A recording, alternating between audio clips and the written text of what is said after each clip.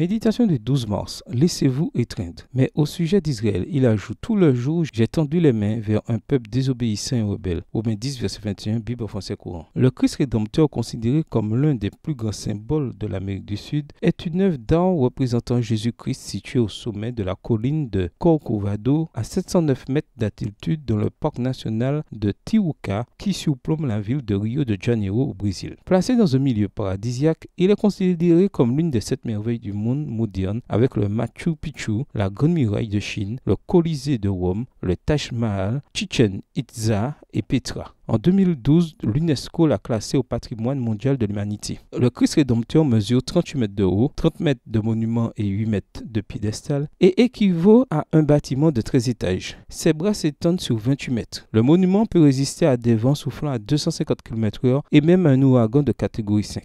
Ce Christ en béton armé, pesant plus de 1000 tonnes, ne voit rien et ne ressent rien. Ce n'est que du métal et du ciment. Dans le texte d'aujourd'hui, Paul cite encore Isaïe pour exprimer l'amour et la patience de Dieu. Malgré la désobéissance et la rébellion de son peuple, Jésus le vrai, celui qui est au ciel, a les bras ouverts et tendus aujourd'hui comme tous les jours. Ce sont des bras de protection, de compassion, de miséricorde et de pardon. Ce sont les bras qui nous ont formés et qui, un jour, également tendus, furent cloués sur une croix pour nous. Grâce à la bonté et à la miséricorde du Christ, le pécheur est réintégré dans la faveur divine. Jour après jour, Dieu en Christ supplie les hommes d'être réconciliés avec lui. Voir 2 Corinthiens 5, verset 19. Il est prêt à faire bon accueil non seulement aux pécheurs, mais aussi à l'enfant prodigue. L'amour manifesté par sa mort sur le calvaire assure aux pécheurs réception, paix et amour. Enseignez ces choses de la manière la plus simple afin que l'âme enténébrée par le péché puisse entrevoir la lumière émanant de la croix du calvaire. Extrait du livre Pour un bon équilibre mental et spirituel, chapitre 70, page 663. Livre écrit par Ellen G. White. Les bras du Christ sont toujours tendus vers les pécheurs, désobéissants, rebelles ou prodigues, offrant une étreinte protectrice et salvatrice. Son visage couronné d'épines nous regarde avec tendresse et nous offre la restauration et une vie nouvelle. Ses yeux toujours ouverts sont attentifs à chacun de ses enfants comme s'il était le seul dans tout l'univers. Ce Christ n'est pas affecté par les ouragans, les vents ou la foudre. Il a plutôt la capacité de calmer les tempêtes, même les plus violentes, qui pourraient s'abattre sur nous. Ses bras sont tendus, laissez-vous étreindre. Bonne journée à vous et que le Seigneur vous bénisse.